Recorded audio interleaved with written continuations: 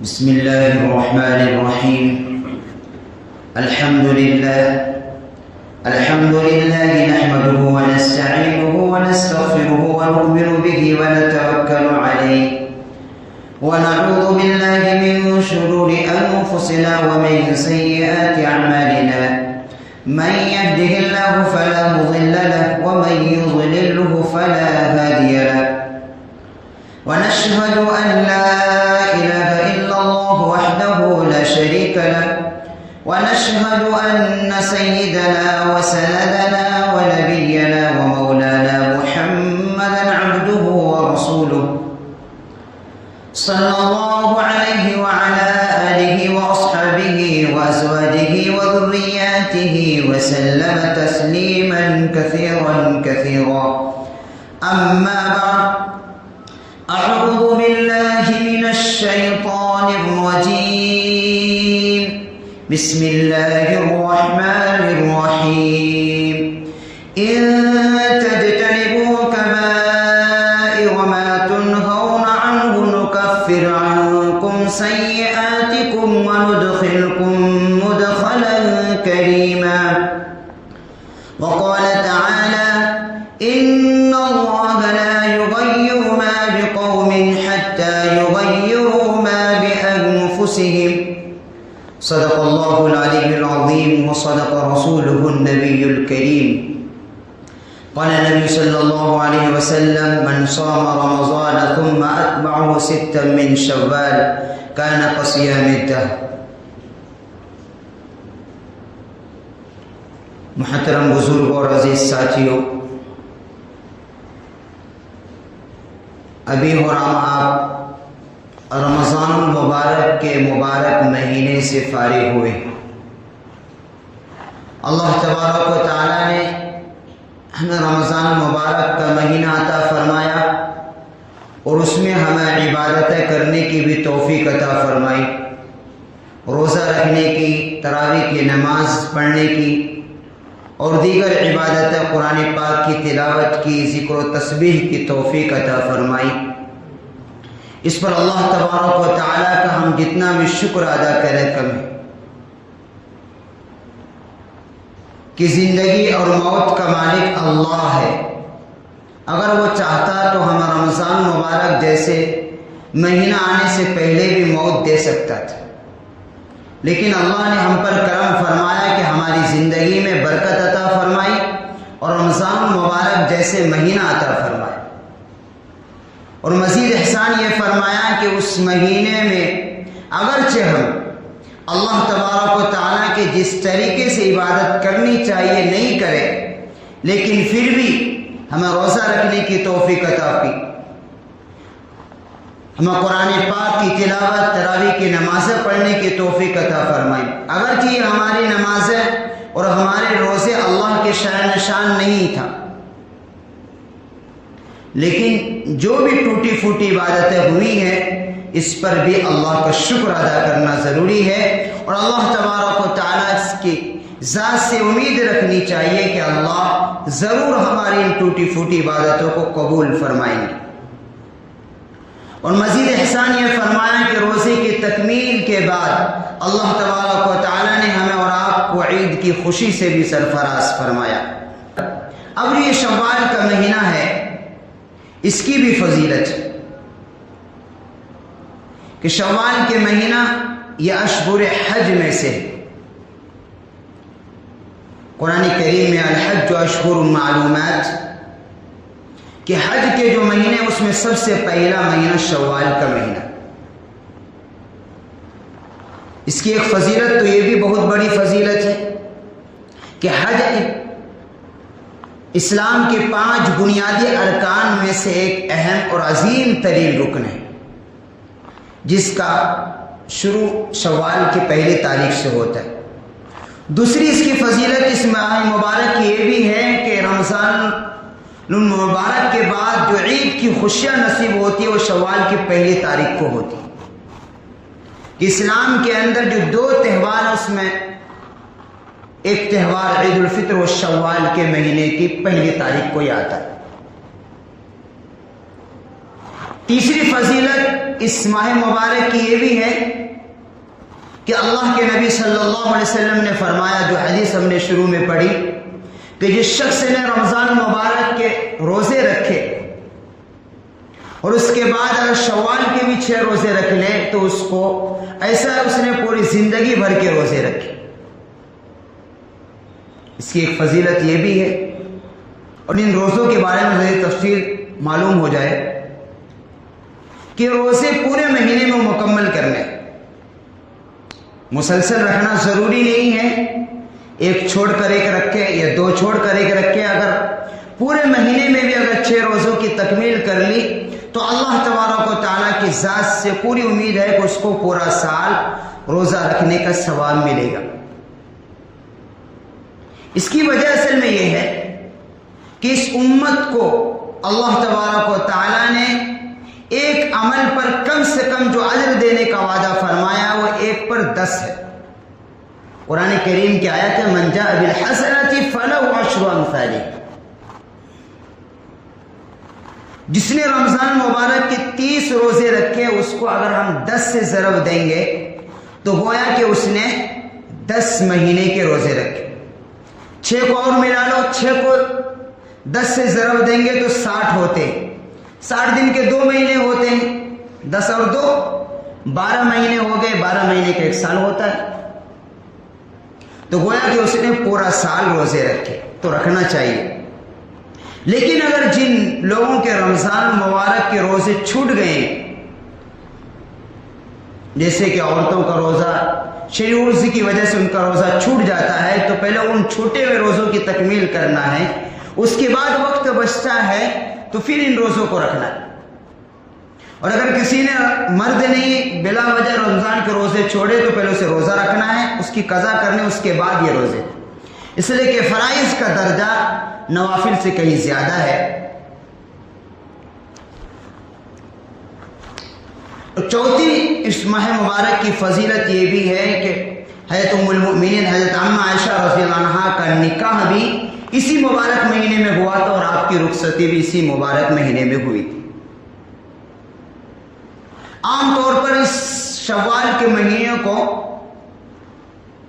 نحوست والا مہینہ سمجھا جاتا ہے، اور اب بھی بعض مسلمانوں کا جن کے اندر علم نہیں ہے، دین کی معلومات نہیں ہے، یہ چیز اب بھی پائی جا رہی ہے کہ لوگ اس مبارک مہینے کے اندر شادی بیاہ کرنا، کوئی کاروبار کرنا اچھا نہیں سمجھتے، کہ اگر ہم نے نکاح کر لیا، شادی کر دی اپنے بچوں کی تو نباہ نہیں ہوگا، طلاق ہو جائے۔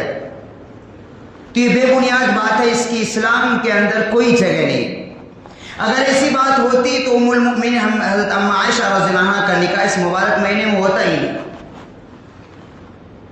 تو اللہ کے نبی صلی اللہ علیہ وسلم کا نکاح حضرت عمہ عائشہ رضی اللہ عنہا سے اس مبارک مہینے میں ہونا اس بات کی دلیل ہے کہ یہ مبارک مہینہ بھی فضیلت رکھتا ہے، اور یہ اللہ کے تبارک و تعالیٰ کے بنائی ہوئے 365 کے 65 دن یہ کوئی منحوس نہیں، نہ کوئی مہینہ ہے، نہ کوئی دن ہے، نہ کوئی رات ہے، سب اپنا ایک مقام رکھتا ہے، سب ایک اپنی اس کی ایک فضیلت ہے۔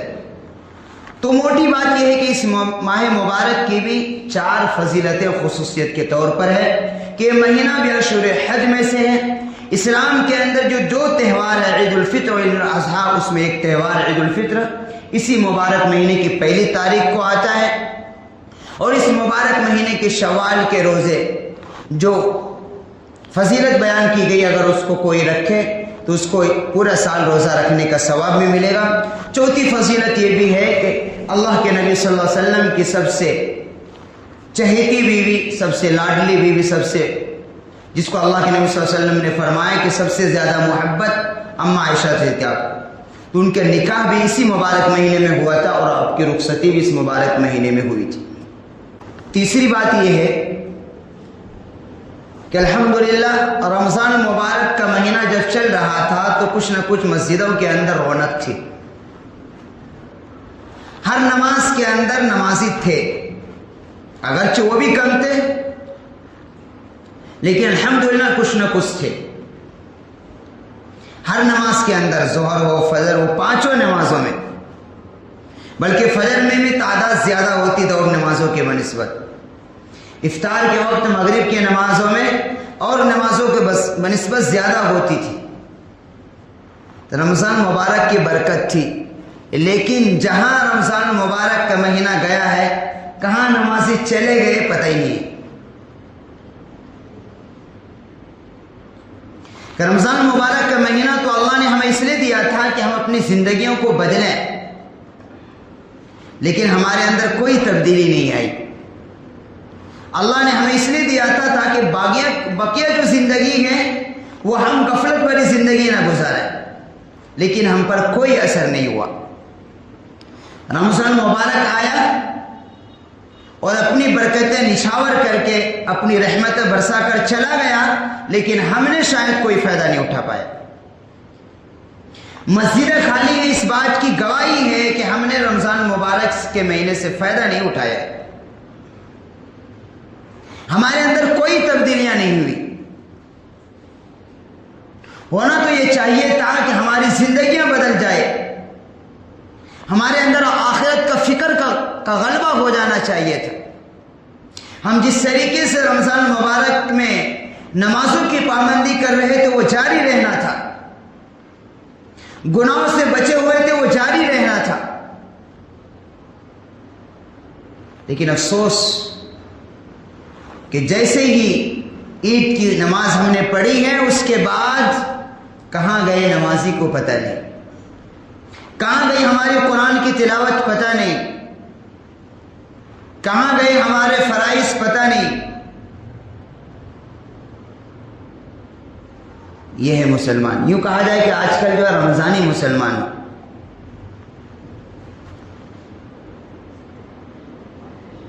اور پھر کہتے ہیں کہ بارش نہیں ہوتی، پریشانیاں ہیں، کاروبار صحیح نہیں چلتے، الجھن میں پھنسے ہوئے ہیں. ہم یہ نہیں دیکھتے کہ اللہ کے حکم کو ہم کتنا توڑ رہے ہیں. کتنے وہ لوگ تھے محروم کہ جن کے پر رمضان مبارک کا مہینہ گزر گیا ان کو پتہ ہی نہیں چلا کب آیا تھا کب چلا گیا. ایسے بھی کچھ بدقسمت محروم بھی ہیں، اللہ حفاظت فرمائے. ان کو پتہ ہی نہیں لگا. اور جو کچھ رمضان مبارک کے مہینے میں متفکر تھے، فکر مند تھے، لیکن اس کے بعد ان کا بھی پتہ نہیں.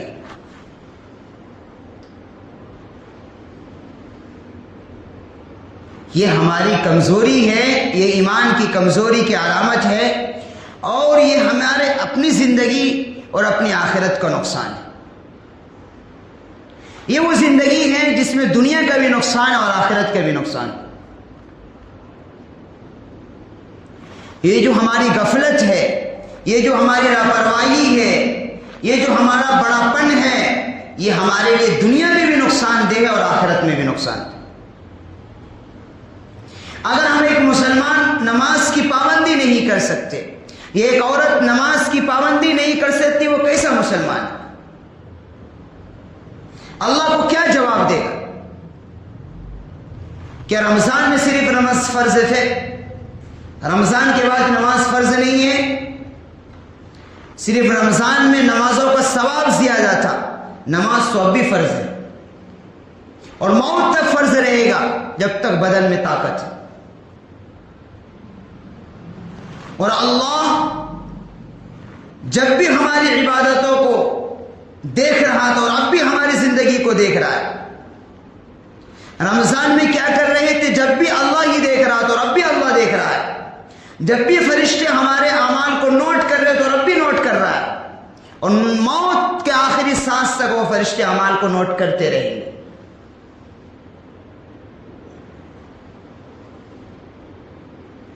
جب رمضان میں ہم نے نمازوں کی پابندی کی ہے تو اب کیوں نہیں؟ اس کا مطلب یہ ہے کہ ہمیں آخرت کا فکر نہیں ہے. اس کا مطلب یہ ہے کہ ہمیں اللہ کے سامنے پیشی ہونے کا ڈر نہیں ہے.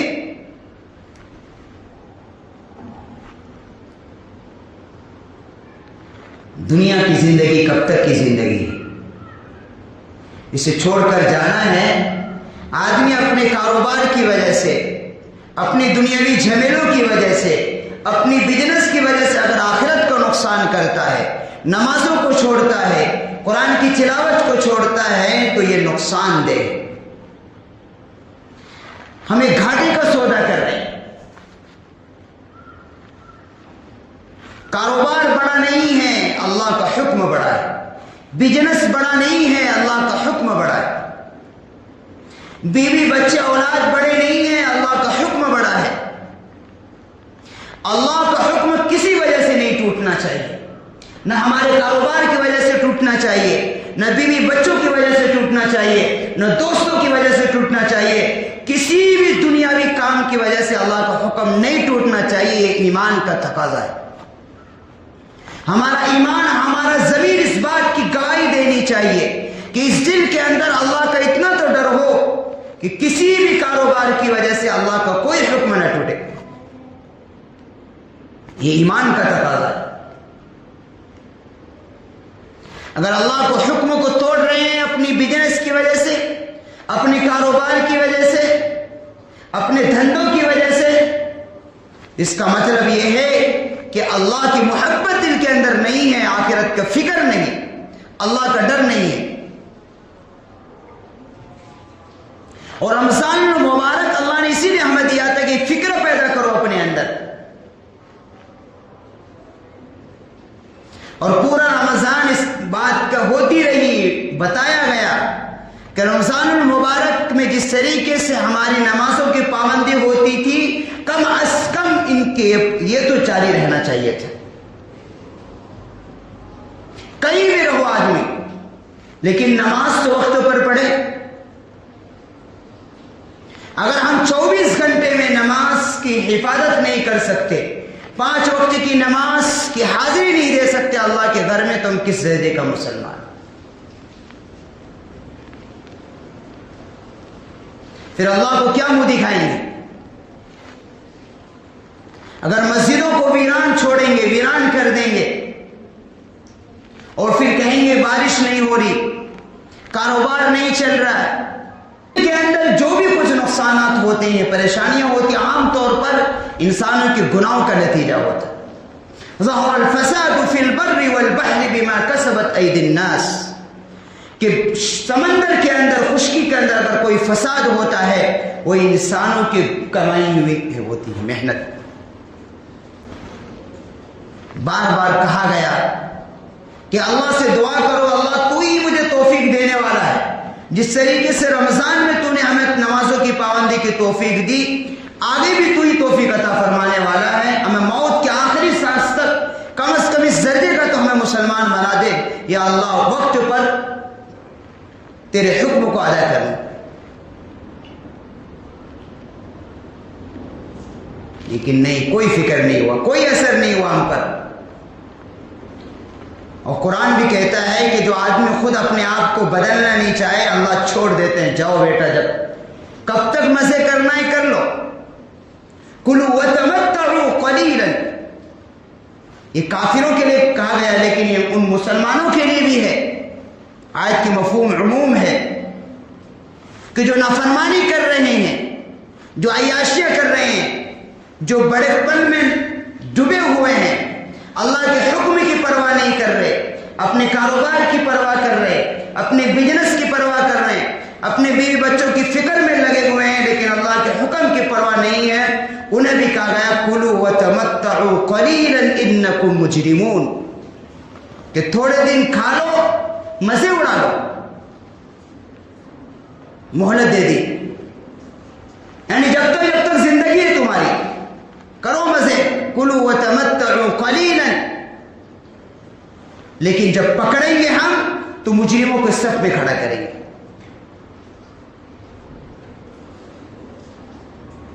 یہ اصل میں تھا یہ آیت کافروں کے لیے، لیکن اس آیت کے عموم میں وہ مسلمان بھی داخل ہیں جو اللہ کے حکم کی پرواہ نہیں کرتے، جو اللہ کے حدود سے تجاوز کرتے ہیں، عیاشی میں لگے ہوئے ہیں، وہ اس میں داخل ہے۔ وہ بھی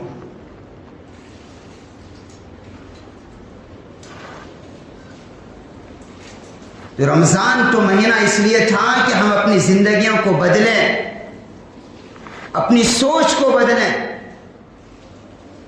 اور جو عبادت رمضان میں چل رہی تھی وہ موت کے آخری سانس تک چلنی تھی. وہ اس لیے تھا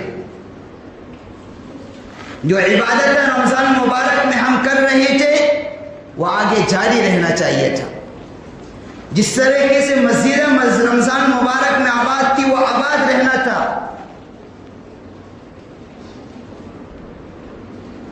لیکن کوئی اثر نہیں ہوا ہم پر، اس لیے کہ ہم نے ہی بدلنا نہیں چاہا. ہم نے ہی نہیں چاہے تو بہانے ہزار ہے. جب آدمی نہ چاہے تو اللہ کو کوئی ضرورت نہیں کسی کی. اللہ بے نیاز ہے، اللہ غنی ہے، اور اللہ کو کسی کی ضرورت نہیں.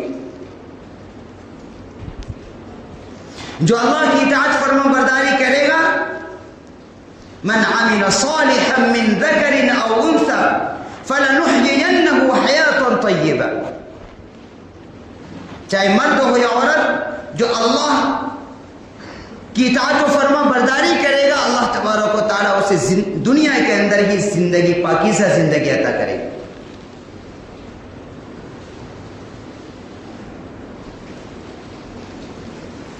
لیکن افسوس ہوتا ہے اب حالات، ہماری حالات پر دیکھ کر کہ جیسے ہی رمضان گیا ایسے ہی ہماری مسجدیں ویران ہو گئی. اور جب مسجدیں ویران ہوں گی تو یہ بد دعائیں بھی دیتی ہے. مسجد جہاں دعا دیتی ہے مسجد بد دعا بھی دیتی ہے. اور جب مسجد بد دعا دے گی تو ہم برباد ہو جائیں گے، ہماری نسلیں برباد ہو جائیں گی، ہمارے کاروبار ٹھپ ہو جائیں گے. آج ہم نے ہوٹلوں کو آباد کیا ہے، چوراہوں کو آباد کر رہے ہیں، جوؤں کے اڈوں کو آباد کر رہے ہیں. لیکن مسجدوں کو ویران چھوڑیں گے تو مسجدیں جب بد دعا دے گی تو یاد رکھو پوری زندگی تک اس کا چوٹ محسوس ہوگا. کتنے نوجوان ہیں جو موبائلوں میں گیموں میں وقت ضائع کر رہے ہیں، کتنے ہیں جو اپنے جوا کی محفل سجانا شروع کر دیا ہے، شراب کی محفلیں اب سجنے لگی ہیں، مسجدیں ویران کر دی ہیں.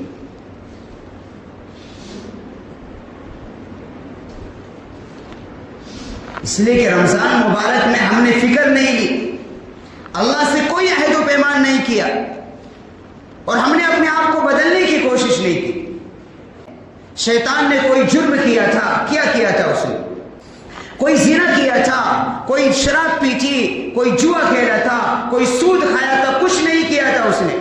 صرف ایک سجدے کا شیطان نے انکار کیا، پوری زندگی کے لیے وہ مردود ہو گیا. آج ہم روزانہ کتنے اللہ کے حکموں کو پامال کرتے ہیں.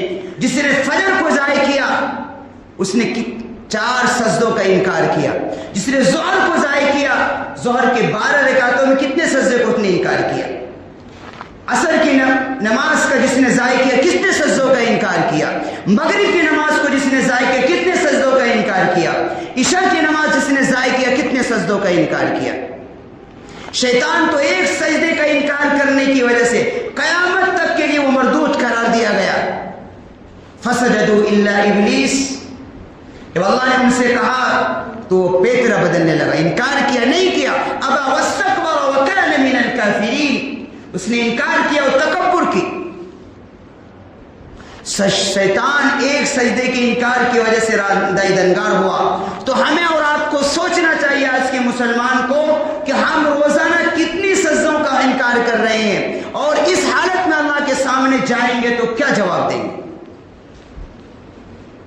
جو فجر کی نماز چھوڑے گا اس سے ازدہا کہے گا کہ میں تجھے فجر کی نماز چھوڑنے کی وجہ سے ظہر تک مارا جاؤں، ظہر کی نماز چھوڑنے کی وجہ سے عصر تک تجھے مارا جاؤں، عصر کی نماز چھوڑنے کی وجہ سے مغرب تک مارا جاؤں، مغرب کی نماز چھوڑنے کی وجہ سے تجھے عشاء تک مارا جاؤں، عشاء کی نماز چھوڑنے کی وجہ سے تجھے فجر تک مارا جاؤں. اللہ نے مجھے تجھ پر مسلط کیا. یاد رکھو سب سے بڑا جرم ہے، جوا کھیلنے سے بڑا جرم ہے، زنا کرنے سے بڑا جرم ہے، چوری کرنے سے بڑا جرم ہے، یہاں تک کہ سود کھانے سے بڑا جرم ہے نماز کا چھوڑنا. مسجدوں کو ویران کر دیا ہم نے. یہ مسجدیں بد دعائیں دیں گی کبھی ہم آباد نہیں ہو سکتے، کبھی ہمارے بچے آباد نہیں ہو سکتے، کبھی ہمارے کاروبار ترقی نہیں کر سکتا اگر ہم مسجدوں کو ویران کریں، جوؤں کو اڈوں کو سجائیں گے، شراب کے اڈوں کو سجائیں گے، دوستوں کی محفلوں کو سجائیں گے، چائے کے ہوٹلوں کو بیٹھ کر گھنٹوں باتیں کرنے والے، وہ کیا جواب دیں گے کل قیامت میں اللہ کو؟ کچھ تو ایسے مسلمان ہیں جو اپنے آپ کو دیندار سمجھتے ہیں، لیکن رمضان مبارک جیسی مبارک مہینوں میں بھی کیسی کیسی جو ہے اپنے پیسہ کمانے کے چکر میں اور دنیا بنانے کے چکر میں انہوں نے کیا میسج دیا؟ اپنے آپ کو دیندار کہتے ہیں، کیا منہ دکھاؤ، کسے دھوکہ دے رہے؟ دنیا میں کوئی پوچھنے والا نہیں ہے، لیکن سب کے ایکڑے ایک دن نکل جائے گی، اللہ کے یہاں کسی کا نہیں چلے گا۔ اسے دنیا ایک چند روز کی زندگی ہے، یہاں سوچنا ہے کہ اگر اللہ نے دولت دیا ہے، پیسہ ان کا ضائع ہوتا ہے جو اچھی جگہوں پر خرچ نہیں کرتے، سود میں، جوئے میں، زنا میں، فحاشی میں، عیاشی میں پیسہ ان کا جاتا ہے کہ جو اچھی جگہوں پر صرف نہیں کرتے، خرچ نہیں کرتے۔ جب مسجدوں میں خرچ کرنے کا کہا جاتا ہے تو سوچ کر دیتے، ایسے لوگوں کو پیسہ جوئے میں، شراب میں اور زنا میں جاتا ہے، عیاشی میں جاتا ہے، ورنہ اللہ ان کو بیماری میں لاکھوں روپے، ہزاروں روپے برباد کرا دیتا ہے۔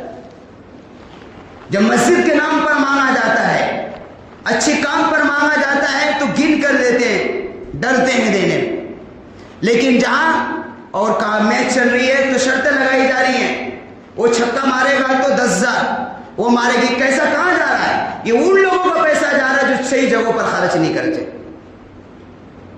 جوئے میں پیسہ لگاتے ہیں، یہ کام کرو گے، وہ کرو گے تو یہ ہوگا، وہ جیتے گا تو اتنا پیسہ۔ اب کون کا میچ چل رہا ہے کیا معلوم، میں نہیں معلوم کہ وہ جیت گیا، وہ فائٹنگ کر لیا تو اسے اتنا دینا ہے، اتنے پیسے کہاں؟ یہ انہی لوگوں کا پیسہ جاتا ہے جو اپنے پیسے کو اچھی جگہوں پر خرچ نہیں کرتے۔ جمعے کے اندر یہ جو چندہ گھومتا یہاں دیتے نہیں، 10 روپے دیتے اور جمعے میں ہزاروں لاکھوں روپے خرچ کر رہے ہیں، شرم آنی چاہیے ایسے مسلمانوں کو۔ چھکے پر 1000 روپے کا شرط لگا رہے ہیں، یہ پیسہ جب گھومتا ہے اس پہ 10 روپے نہیں دیا جا رہا ہے ہم سے۔ رمضان المبارک میں ہم نے کتنے بار کہا گیا کہ خرچ کرنے میں کتنا اجر ہوتا ہے، کتنے ہم نے، چلو ہم جیسے فقیروں کو چھوڑو، کتنے غریبوں کی مدد کی، کتنے بیوائیں تھے، کتنے غریب تھے جو اس کے بیچارے پریشان تھے، اگر ان پر ان پیسوں کا خرچ کر دیا جاتا آج تمہارا پیسہ شراب میں، جوا میں نہیں ضائع کرتا، اللہ بچاتا۔ اگر تم اپنے پیسوں کا زکات نکالے ہوتے، اگر تم اپنے پیسوں کو صحیح مصرف پر خرچ کرتے تو اللہ گناہ کے مقام پر خرچ کرنے سے روکتا۔ اور شراب پینے والے سنو، اگر اسی حالت میں موت آ گئی تو سیدھا جہنم میں جاؤ گے۔ جب کوئی آدمی شراب پیتا ہے تو ایمان دل سے نکل جاتا ہے۔ شراب یہ تمام برائیوں کی جڑ ہے، جوا یہ بھی آپس میں گناہ کے کبیرہ کے گناہوں میں سے بڑے گناہوں میں شمار کیا گیا ہے، اور آپس میں لڑائیاں اور بہت سارے نقصانات اس سے وجود میں آتے ہیں۔ اس لیے اگر اللہ نے دولت دیا ہے، اللہ کا شکر ادا کرو اور اس مال کو صحیح جگہوں پر خرچ کرو، غریبوں کی مدد کرو، اللہ کے گھر میں خرچ کرو، اللہ والوں پر خرچ کرو، وہ دعائیں بھی دیں گے، تمہارے مال بھی بڑھے گا۔ جوا میں لگاؤ گے، شرابوں میں لگاؤ گے، عیاشیوں میں لگاؤ گے تو دولت تو گھٹے ہی گھٹے گی، اور اس میں جو خرچ کیا اس کا حساب دینا پڑے گا اللہ کو۔ اللہ کے گھروں میں اچھی جگہوں پر مال خرچ کرنے سے مال بڑھتا ہے، اور اس مال کا انشاءاللہ حساب بھی نہیں ہوگا اللہ کے یہاں، اور اجر ملے گا۔ لیکن جو گن گن کر رکھیں گے، جو چھپا چھپا کر رکھیں گے، اور پھر اللہ تبارک و تعالیٰ ان کے پیسوں کو ایسی جگہ ضائع کرے گا، یا تو بیماریوں میں کر دے گا، یا پھر جوئے میں جائے گا، شراب میں جائے گا، یا پھر عیاشی میں جائے گا۔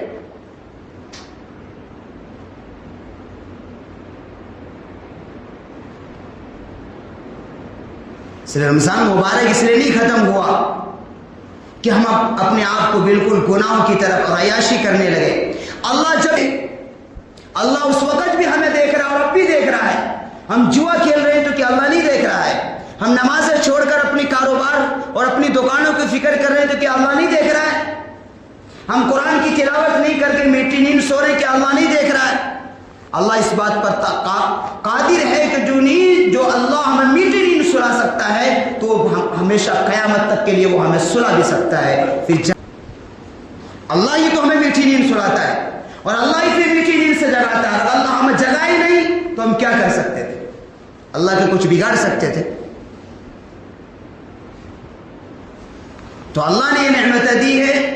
ابھی زیادہ وقت نہیں ہے، ابھی ایک ہفتہ ہی تو ہوا رمضان مبارک گئے ہوئے اور ہم اتنے بگڑ گئے کہ شراب پینا شروع کر دیا اور ہم ہوٹلوں کی محفلوں میں سجنے لگے. ہم نے مسجدوں کو ویران کرنا شروع کر دیا. دوسرے دن سے نمازی ختم، کہاں گئی پتہ ہی نہیں. اللہ کو کیا منہ دکھا؟ اگر ہم اس درجے کے مسلمان نہیں ہیں کہ 24 گھنٹے میں 5 وقت کی نماز کی حفاظت نہیں کر سکتے، اللہ کے حکم کو ادا نہیں کر سکتے، تو ہمیں سوچنا چاہیے کہ ہم کس درجے کا مسلمان. اور الحمدللہ کوئی نمازی جو ہوگا وہ جوا نہیں کھیلے گا. نمازی سچا نمازی جو ہوگا شراب نہیں پیے گا. قرآن صاف کہتا ہے ان الصلاۃ تنہی عن الفحشاء والمنکر. صرف اللہ کے گھر کو حاضری دینے والے بنو، ان فحاش والے کام سے اللہ بچائے گا. پہلے اللہ کے گھر کی آباد کرنے کی فکر کرو. اگر چاہتے ہو کہ مال کے صحیح حفاظت ہو، کاروبار میں آج بارش نہیں ہو رہی ہے، دعائیں مانگی جا رہی لیکن نہیں ہو رہی، کیا وجہ ہے؟ کہ جب ہم اپنے پیسوں کو غریبوں پر مدد کیے بغیر، زکات اپنے پیسوں کا نکالے بغیر جب جوا میں لگائیں گے، شراب میں لگائیں گے تو بارش اللہ روک لیتا. یہ ہمارے گناہوں کا نتیجہ ہے. جب بارش کب روک، بہت ساری وجوہات میں سے جب غریبوں کا حق مارا جاتا ہے، جب مالدار اپنے مالوں کی صحیح زکات نہیں نکالتے تو اللہ بارش روک لیتا ہے. جب مسلمان اپنے مالوں کو غریبوں کی مدد نہیں کرتے، بیواؤں کی مسکینوں کی مدد نہیں کرتے اور گناہ کے کاموں میں، شراب میں، جوئے میں جب پیسے کو خرچ کرتے ہیں تو اللہ بارش کو روک لیتا ہے. یہ مسلمانوں کے ہمارے بدعمالیوں کا نتیجہ ہے کہ جب وقت پر بارش نہیں پڑے، اس بات کی علامت ہے کہ اللہ ہم سے ناراض ہے. رمضان مبارک کا مبارک مہینہ بہترین مہینہ ملا تھا کہ اللہ کو راضی کرے، لیکن نہیں کیا ہم نے. اور جو کچھ اچھے اعمال کیے تھے وہ برباد کرنے میں ہم لگ گئے کہ ہم نے نماز چھوڑنا شروع کر دیا. قرآن کی تلاوت ہے، جو کچھ کر بھی رہے تھے وہ بھی چھوڑ دیا ہم نے. تو میرے عزیز دوستو، زندگی کا کوئی بھروسہ نہیں ہے. اپنی دنیا کی وجہ سے، اپنے کاروبار کی وجہ سے، اپنے بیوی بچوں کی وجہ سے اپنی آخرت کو برباد مت کرو. کوئی قیامت میں کام نہیں آنے والا ہے، کوئی نہیں آئے گا. اپنی آخرت کو بنا لو، اپنا تعلق مسجد سے جوڑو. کم از کم اللہ سے اتنا دعا تو کرو کہ اللہ مجھے اس درجے کا تو کم از کم مسلمان بنا دے کہ 5 وقت تیرے حکم کو ادا کرنے والا بن جاؤ. کسی بھی دنیاوی اغراض کی وجہ سے، کسی بھی کام کی وجہ سے اللہ کا حکم آگے پیچھے نہیں ہونا چاہیے.